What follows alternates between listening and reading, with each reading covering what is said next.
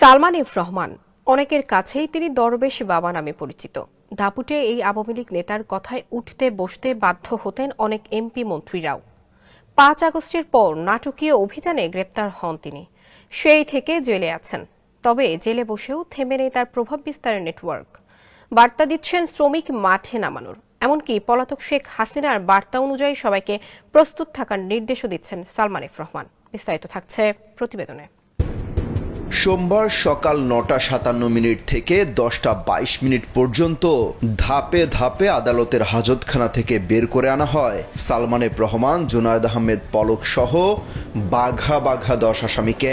তাদেরকে তোলা হয় ঢাকা মেট্রোপলিটন ম্যাজিস্ট্রেট সাইফুজ্জামানের এজলাসে।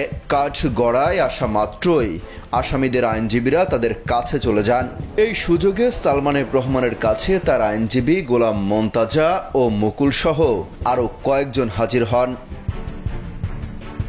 এ সময় আইনজীবী মন্তাজাকে কাছে ডেকে নেন সালমান এফ রহমান। তিনি বলেন, শ্রমিকদের কি খবর, এরা কি করছে? সরকার ৪০,০০০ শ্রমিকের চাকরি খেয়েছে, ১০,০০০ শ্রমিক মাঠে নামালেই তো হয়। আমি চাচ্ছিলাম কোম্পানিটা চালানো হোক, এখন দেশের যে অবস্থা। এ সময় সালমান এফ রহমান আইনজীবীদের কাছে দেশের পরিস্থিতি সম্পর্কে জানতে চান। এক পর্যায়ে সালমান এফ রহমান মুচকি হেসে বলেন, নেত্রী কি বার্তা দিয়েছেন? এ সময় আইনজীবীরা কোনো উত্তর না দিলেও তিনি পুনরায় বলেন, নেত্রীর বার্তা অনুযায়ী সবাইকে রেডি থাকতে বলেন। এ সময় একজন সাংবাদিক সালমান এফ রহমানের কাছে কারাগারে কেমন আছেন জানতে চান। জবাবে তিনি বলেন, সাংবাদিকরা যে লেখেন আমাকে হটপটে খাবার দেয়, এসব মিথ্যা কথা। ঠিক সময়ে খাবারই দেয় না, রাতের খাবার বিকাল ৪টায় দেয়।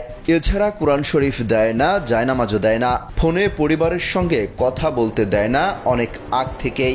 আমি ফ্লোরে ঘুমাই। এসব তথ্য তুলে ধরে একটি প্রতিবেদন প্রকাশ করেছে দৈনিক যুগান্তর।